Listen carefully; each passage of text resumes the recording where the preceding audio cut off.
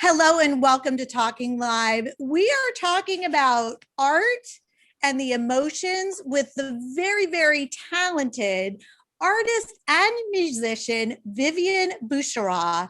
She is going to tell us all about this new movement and project that she's working on. And then she's going to have her husband, Chris Wright, also join us. He's the bassist of the Zombies, and tell us how he is lending his artistic hand to this movement as well. Viv, thank you so much for joining us. I am so excited to have you.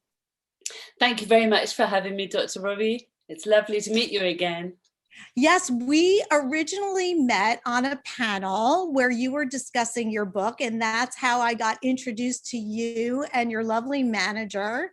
And we decided to collaborate on this project, which is perfect because I'm so interested, as you know, as a therapist, in the psyche, and certainly spreading the message of how important it is to identify our feelings.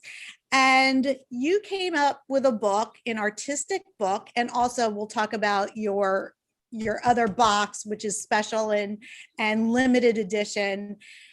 What got you interested in delving into this area? It was nothing specific that got me interested. It was just one of those things that developed over my lifetime. I started doing drawings. I've always been into art and music. I started doing drawings to try and externalize the feelings and the emotions that were running around my head. I used to call them my little mad women. I love that. And once they'd escaped onto paper, I could get a different perspective on them and, you know, have a look at them and maybe chat to someone about them or throw them away. And 90% of them get thrown away. But I didn't really intend for it to be a book.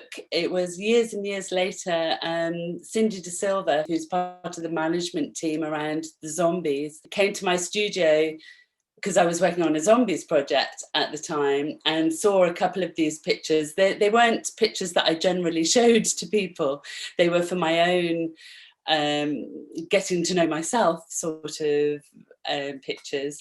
And I'm just going to open up the book to show just all of the beautiful images that you have. And of course, we'll have a close up. They're just, I can't even pick a favorite, Viv. I really, truly can't. I really tried, but I really love them all. And it's just very difficult. And they just really resonate emotionally, isolation. I think you can choose a different one each day, I think. Yes. Or you can choose a different one each 10 minutes. But it wasn't till Cindy came to my studio and said, and recognized the universality, I think, of all of these feelings. And with a lot of them, I thought, this is just me. But she recognized that people get this, that this is actually, a lot of them are very universal feelings.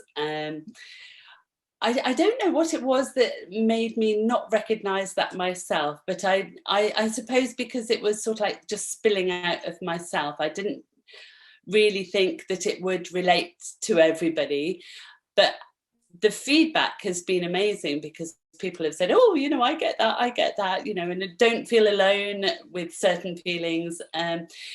Some of them are positive, some of them are negative, some of them are trying to sort ourselves out, some of them are a bit surreal. And Cindy immediately saw a book, so I'm sort of an accidental published person, really. Well, I'm so grateful to Cindy, who, as a manager, she's also very psychologically savvy and insightful. And you're so right about what you said. Very often people in general just live with their own feelings, and there's shame associated with certain feelings. And we do feel like we're unique, and it gets us to feel like an outsider in many ways. And especially now during the pandemic, and your book could not come out at a better time, it is so comforting to flip through a book and say, oh my God, this feeling is something everybody has, or I share with a group of people, and it can start a discussion. And that was also part of your mission as well. I think with once I'd chatted with Cindy and we'd thought about the idea of the book, I put titles to them. Some of them had titles already, but we thought we should title each page. And through humour as well, there was a bit of trying to attach. I call it my picture book for grown-ups, but actually the demographic is really quite huge. I've heard from teenagers, and I've heard from 90-year-olds. But the main thing, I think, with it, that it starts conversations. It starts conversations that we wouldn't normally think of, from the points that we wouldn't normally start a conversation from. It's so much safer, Viv, to get this book and say, oh my God, don't you relate to having a really dark day, or let's take the first one, bad hair day, and it's so interesting too, from a psychological perspective, and Viv, what people may not know about you, as well, as that you're also trained as a nurse. So I wonder if that also helped you come up with this idea, or go along with this idea. But a bad hair day, we can laugh about it, but our hair is associated with our femininity. And when it doesn't look quite right, or we lose hair, or whatever the case may be, it really does impact how we feel about ourselves. It's not something small, and they've done studies on this, but to be able to point to it and normalize it is so therapeutic. I feel like I did want to make clear with that one that I'm not demonizing curly hair or anything. It was just that for me at the time, it was like and I think that might have been one of the drawings that I did with both hands at the same time. So it was one of those, it was just felt passionate. Yeah, absolutely. It's just one of those things. But I call the bad hair day one, she's become the poster girl for the whole campaign, really. But even though she's superficial, she's not superficial at the same time. She can be both. At the time, I do remember I had a fringe, which does come along with its own very particular frustrations. I seem to remember. But at the moment, I'm trying my COVID grey now, so we're doing different frustrations. So. I have to tell you, during the pandemic, I don't know what my hair has been doing, and I've diagnosed my hair as schizophrenic, because it probably has multiple personality disorder as well. So I think that's like how I define it. But what's so important about your art book too is that it kind of objectifies some of the emotions. It's so much easier to point to an emotion that's in a book and say, I relate to that. It's safer. It makes it safe to have the discussion. And I just wanted to mention, because if you look at the website, and we are going to have a website up for this movement and your book, in addition to having Bad Hair Day, one of my favorites is Not Measuring Up, because that's a feeling we hear about all of the time, especially with social media. And on your website, you talk about, if you don't recognize this, I'd be very surprised. By comparing ourselves with others, we usually find ourselves lacking in any number of departments. It doesn't serve us well. It's hard to accept ourselves for what we are, but it's worth trying. It is. I really think it is. It's been strange. As I say, I'm sort of accidentally here. I did these drawings, and once they were done, that was my therapy.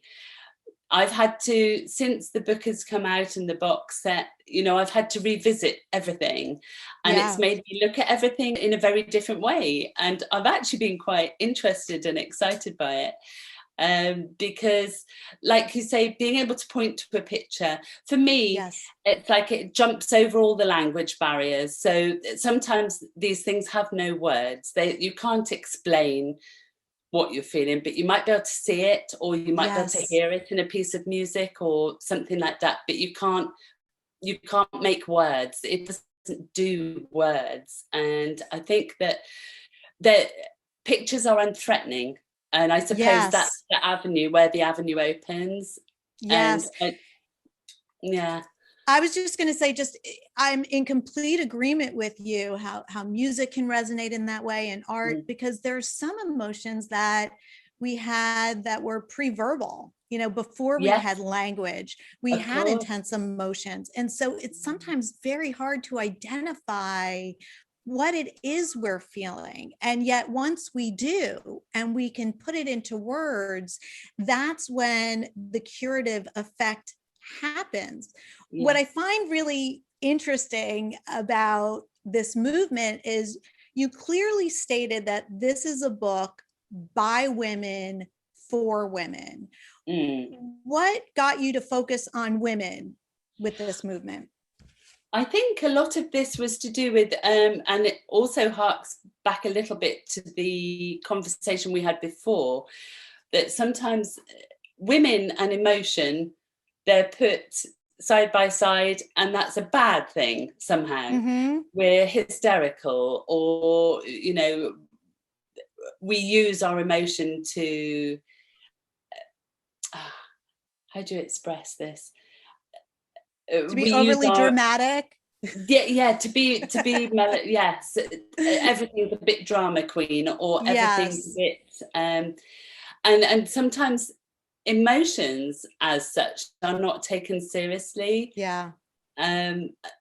Whereas we know that they might be signals, or they might be triggered by something, but they might themselves cause other triggers, and they're not taken seriously. And I think also, and I know from a very personal experience, sometimes you're not allowed to be honest about them, especially in your professional life, which I think can be quite detrimental, because we sort of shove them down a bit. And I think that causes quite a few unexpected outbursts, which is maybe, where emotions get a bad name, but it's because we don't just let the steam off slowly. We just end up with an explosion. And I think that gets put on to women more than it gets put on to men.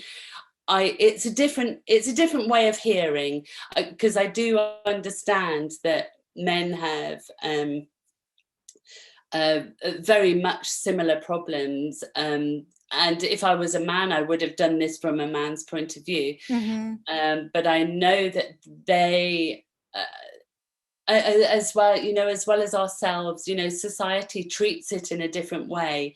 It's not necessarily better for men, but it's different. It's just a different way of looking at it. And so I thought that it was important to put this from a women's perspective. When I first started, after Cindy had sort of come up with this book idea, and I'd been showing drawings to people, because I hadn't really shown them to people, they said, "Oh, well, next time you can do it from the point of view of a man." And I was, well, actually, I can't. I can't. The only picture that I came up with was a little sort of cartoon of a man and a woman, and they just had a question mark above their heads.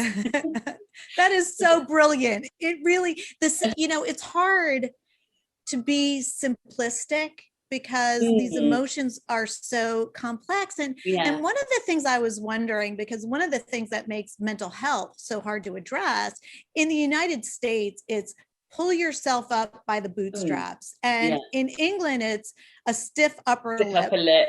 And I'm wondering if you've noticed any cultural differences in terms of the reaction to your book in England versus the United States.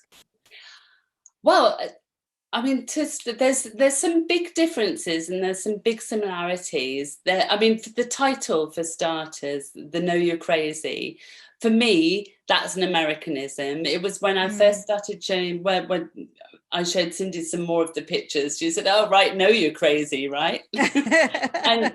And I thought that was so funny. I thought that was hysterical. I think that's exactly what it is, though. It's understanding your own little crazies. It doesn't mean know that you are crazy. Right. It Yes. means understand your own little crazies. So I keep getting corrected on the spelling. Do you mean it should be apostrophe RE? No. That's not what I mean. So, which is quite funny because, of course, maybe there should be two versions Yeah. in a checklist. The know I you're could do crazy that. and know you are crazy is the second Yeah. edition. I could do that with a little test. I'll help you with that. I'm good at that. But also that's quite funny because, of course, as you know, my husband Chris was in the original lineup of the Zombies, and their album Odyssey and Oracle had, a huge spelling mistake courtesy of Terry Quirk. And so that's another thing. It's that thing of talking about the title. Sorry, I'm digressing. No, but yes, that album is considered a genius album and a classic album, and you and Chris collaborate all the time. So I certainly we do now, can see how, but not. Yeah, that was that was nothing to do with me. But we do now, and I've been lucky enough to be doing live backing vocals on the Odyssey and Oracle tours of recent times. So that's been brilliant. But no, the differences with Americans and English, I find, because there's a famous saying, isn't it? And I'm going to misquote it, but that we are divided by a common language. And there's a couple of things that I hadn't realized, like bingo wings for us. It's very common here. This is this bit that makes wearing the sleeveless dresses so unappealing when you're a bit older. But there wasn't a word. Preach it, Bev. What do you call it?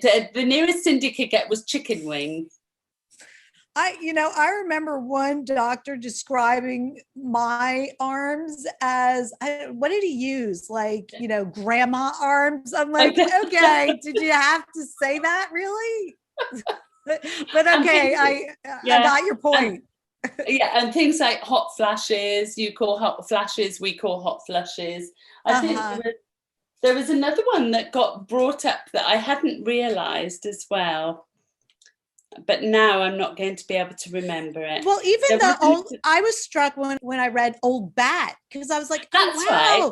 That's something I hadn't heard of in a long time. And I wondered if that was a term used more in England than in the United States. Yeah. Definitely Old Bat. And there was another one, it might be, actually, that was also the things we sometimes get called. What we would say, "Oh, you cow." Do you know what I mean? She said, "No, but we would say heifer." Yeah, there are different terms. I remember when I was working on a show, I was hosting a show, 1 Week to Save Your Marriage, and I was working with the BBC. So we had a lot of British people that were working on set, and there were some terms I just didn't know what they meant, like tits up. I was like, what does that mean? But does it mean be on time? What does it mean exactly? What, tits up? Yeah. Or just get ready. Get ready. Yeah, which they were always saying to me. I'm like, what does that mean? That's pretty crude. So there are nuances. I know that Chris had the same problem in the 60s when the Zombies were on tour with things like patting me on the fanny, Yeah. Which is the bum over here, but it's bum over there, but it's different over here. So that was quite. There's just little things we can completely misunderstand each other with.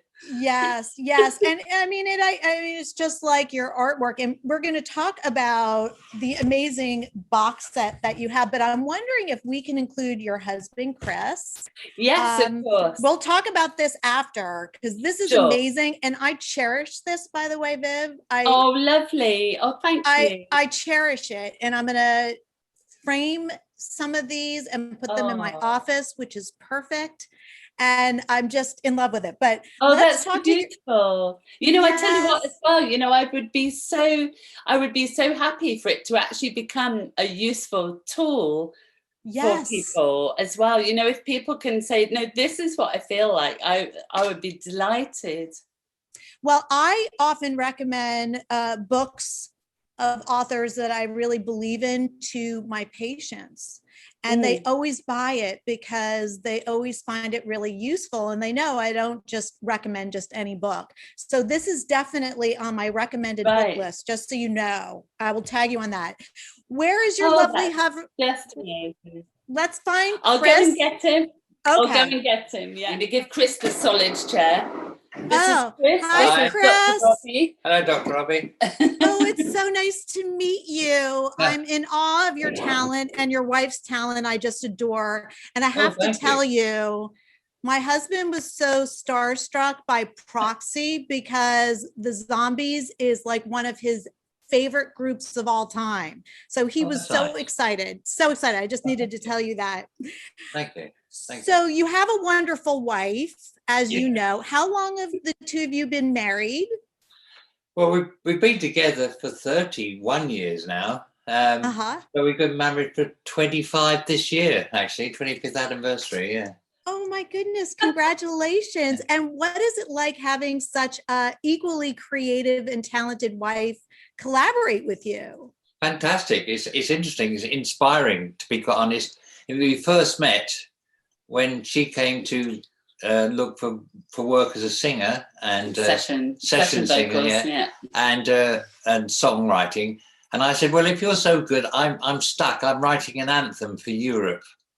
So what can you do to it? And she added a whole section to it, and then that's how we started going out to each other, when she wrote a whole section for it, you know.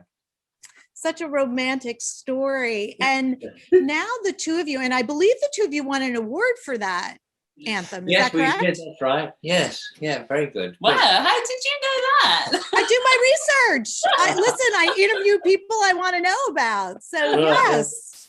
Yeah. No, it's fact, not only that, I went to art school for 4 years and got a degree in art.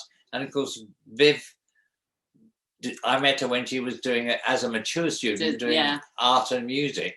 So it welded together. So that's really good, actually, because it's great that he understands the messiness of art as well as we both understand the messiness of music too. And when I need harmonies done, I always ask Viv, because she's very good on vocal parts, hearing it, you know. So I'm so impressed. And obviously the two of you have great taste also in choosing partners. And one of the theme songs for this movement, Know You're Crazy, is Hold Your Head Up, which is one of my favorite songs, by the way. Thank you. How has this song taken on new meaning? Now, you co-wrote the song with your partner. Well, correct? Actually, as Rod Argent always points out, when we started working together as producers, we put our joint names on everything. At that point, Rod had written most of the big hit songs. So it was an honor to share with him. But the first song we got together, I wrote it basically, and Rod, it went to it was a big hit for Argent. So, but I wrote that basically because I'm very encouraging. I just like to be positive about things. Yes, it's so important. Yeah. And this song is just such a wonderful theme song to rise above, be classy, be strong in the best possible way. And Viv, I believe that's part of the theme for this book, you know, how to be a woman and have access to your emotions and be strong and go into the world having a sense of humor, a healthy sense of humor about life. Definitely. Very cool. If you're a musician or an artist, you have to have a sense of humor. Yes. Listen, just living life, you need to have a sense of humor. So that's That's the way it works. Well, Chris, I am honored to have you on the show. And is there anything else you'd like to say about this project, how it's impacted you, or what your dreams are on behalf of Viv?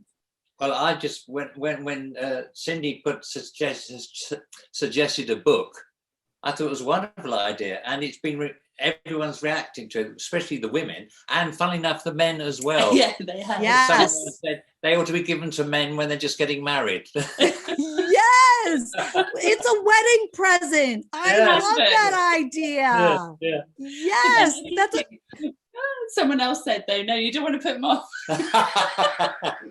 yeah, maybe not all of them, just some of them, the pretty ones. And maybe Yeah. Chris, you can come out with a male version. Oh, Yeah, then maybe that's your job. Yeah. I said I can't do it. no. Yeah, I'm doing the second edition. No, you are crazy. Yeah. That's Yeah. up my alley. Yeah, Yeah. good idea. Actually, that's a good idea. Yeah. We were discussing this because just through the gift of punctuation, we could have a new book. Yes, I love it. I love it. Chris, thank you so much for taking time out of your busy day. And I look forward to seeing you in concert when things start up again. Any news about when you'll be touring? Well, myself and the drummer Hugh Grundy only join when we do the special section on, like, do the whole of Hold Your Head, Odyssey and Oracle, and we've done about 4 or 5 tours now with the touring band. But we're still friends. We've been friends for 60 odd years. You know, basically. That's lovely. It is fantastic doing the tours, and when we're on stage, look across, we all feel like we're 25 years old. It's quite weird. Yeah, no, we're always the same age in our head. Yes. So there's a certain age, and I have a theory about that because I wrote a book about your best ages now, is that the age in our head that's permanent is associated with a very good time in our lives where we felt a sense of success and independence. Yes. Yeah, I totally agree. Yes. Yes, definitely. Well, I'll leave you two to it, shall I now then? Thank you, Chris. Have a great rest of the day. You. Thank So you. nice to meet you. Thank you, and you too. Bye. Bye. Okay. You guys are the cutest couple. Oh, the cutest couple. Before, Sorry. Apparently we're the cutest couple. Oh, right. that's what I think. And I think I'm right. I always think I'm right. Except for when I'm wrong, but I'm right about this. Yeah. Okay, so I got this glorious book, which is a special edition. And inside there's 8 by 10. I'm going to just show you just the compilation of just they're basically all of your paintings on museum quality paper. And there are 59 in here, is that correct? It's 59 because there's 61 in the book, but a couple of the ones in there are put horizontal and onto the same page, the ones that are double page spreads. And this is worth $15,000 if they were to be sold separately. And now for a limited period of time, there's only 500. And then after that, it's done. You know, then that window is closed. And it's a little bit under 300. So you can get it now. We'll have a link. You will not be sorry. I am framing mine. I'm going to give one to my daughter, who's an art history major. It's just such a wonderful gift to think of. It's an investment, but I mean, how happy will the person be when they get these amazing, just this amazing artwork and identify with it? It just starts a conversation. And before we close, Viv, I just want to ask you, because you've been getting responses from your fans about how this book has impacted them. What have you seen? Well, I was most moved actually by a phone call I had from a friend whose next door neighbour's daughter was having a really, really terrible time. That the school was closed, so she was sort of like indoors, and she's 14, this girl. And my friend suggested she picked up her paintbrushes again and, you know, sort of like started, you know, as you know, visualizing anything or externalizing anything is our first step, really, to understanding things. And this girl has picked up her paintbrushes again and drawing, and got given a copy of the book, and loved the book, which for me, that was extraordinary, because I thought it would maybe appeal to people my own age, but for it to have an impact on such a youngster. And she's completely come out of her shell, and has, you know, and is producing all sorts of extraordinary art, which is brilliant. And I think as part of the book going forward, the movement as such, which seems to be developing slowly, we've got a monthly book club. The next one's on the 5th of May, I think. Oh, fantastic. And yeah, and so people start just chatting about, so there's 3 or 4 pictures put up for the month, and people put their own sort of spin on things. And, you know, as part of that, for April, there was a bit of do your own reactionary art to this piece, and some amazing pieces have come in, of people that are inspired by a particular picture. Oh, this is my take on it. And it just goes to show actually how powerful pictures are, really. Yes, and so important. You know, yeah, and the music has been great. It's been brilliant to be working on this. You know, the female a cappella has just been a great thing to work on. It's just been a really good companion piece to the visual work. Oh, it's beautiful. We're still mixing at the moment, but you know, we're hoping that like by the end of May there'll be something really good to listen to. So well, I can't wait to hear it. And also there's a Facebook page for Know You're Crazy, and Instagram. And so people can certainly follow the movement. And we will have a link up to all of your social media channels. And Viv, thank you so much for joining me. And I look forward to going out to lunch with you in the city the next time you're here. Really look forward to that. Thank you so much for all of that. That's been brilliant.